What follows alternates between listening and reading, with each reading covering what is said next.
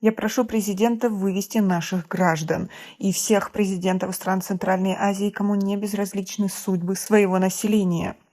Подписывайтесь на обновления, будете в курсе всего самого важного. В Украине на стороне России продолжают воевать мигранты из Центральной Азии. Как правило, это те, кто был осужден и отбывал срок в российских колониях. Но есть также и завербовавшиеся добровольно. Осужденных привлекает возможность выйти на свободу через полгода, а тех, кто завербовался добровольно, возможность легкого получения российского гражданства и, конечно же, деньги. Этих людей не останавливает то, что на их родине, в Узбекистане, Таджикистане и Кыргызстане, их действия расцениваются по закону как наемничество и могут стать причиной возбуждения уголовного дела. Дилшот, гражданин Узбекистана, который участвовал в войне в Украине. Он воевал на стороне России в рядах ЧВК «Вагнер». Узбекистанец рассказывает, что был осужден в России, отбывал срок в колонии и пошел на фронт из тюрьмы ради долгосрочного выхода на свободу. Ему повезло, он не погиб, а через полгода вернулся с фронта к мирной жизни. Свою историю он рассказал журналистам, который пишет о жизни трудовых мигрантов в России. Дилшот рассказывает, что уехал на работу в Россию еще до пандемии коронавируса. В пандемию молодой человек потерял работу в Москве, а домой вернуться не мог из-за закрытых границ.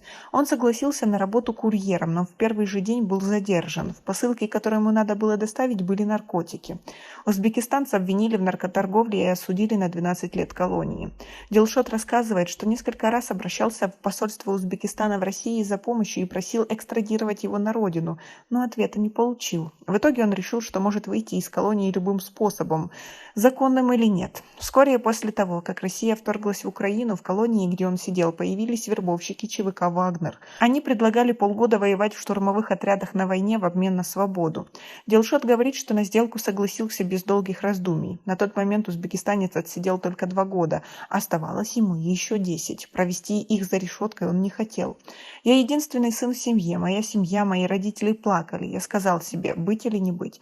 Мне нужно выйти. Вот что я думал», рассказывает молодой человек. «Я подошел и подписался. Вот и все.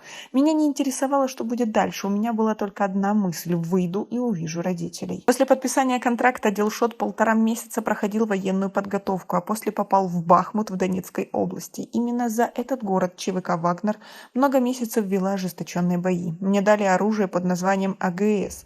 Больше, чем пулемет. Когда я держал его в руках, я думал, я преступник в этом городе. Я думал, они мне дали игрушку. Я не мог поверить, что держу в руках оружие, рассказывает узбекистанец. Если представить себе шахматную доску, то я выступал в роли коня. Моя задача выстрелить через прыжок.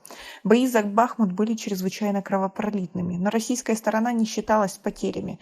Перед ЧВК «Вагнер» была поставлена задача взять город любой ценой. По разным данным, в боях за Бахмут погибли около 20 тысяч наемников, в основном заключенных. Дилшот говорит, что в его колонии вместе с ним контракт подписали 93 заключенных, выжили меньше половины. Там вы видите мертвых, вы не представляете, я не мог даже это представить себе, видеть их, как они умирают, чьи-то дети. Я пытался представить, что это сон, как будто меня там не было, рассказывает Дилшот о том, что происходило с ним на фронте. Я до сих пор не понимаю о том, что на самом деле произошло. Да и не хочу. После 6 месяцев на фронте Дилшот получил обещанное помилование и вернулся к мирной жизни. Устроился чернорабочим. Власти России дали ему российское гражданство и орден. Денег он не получил, но их и не обещали. Обещали только свободу. Поскольку ты не в своей стране воевал, и ты не герой своей страны, ты чувствуешь себя неловко. Раньше мы были преступниками, но теперь мы стали героями, недоумевает узбекистанец по поводу своего нового положения. Дилшот говорит, что сейчас в российских колониях находятся тысячи граждан из стран Центральной Азии. При этом узбекистанцы в российских тюрьмах не могут быть отправлены для отбывания наказания на родину.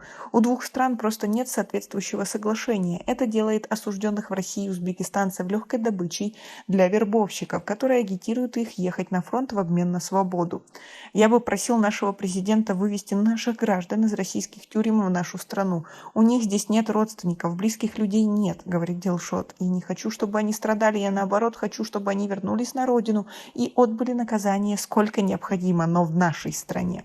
Согласно законодательству Узбекистана, участие в боевых действиях на территории других государств считается преступлением, как, впрочем, и в Таджикистане.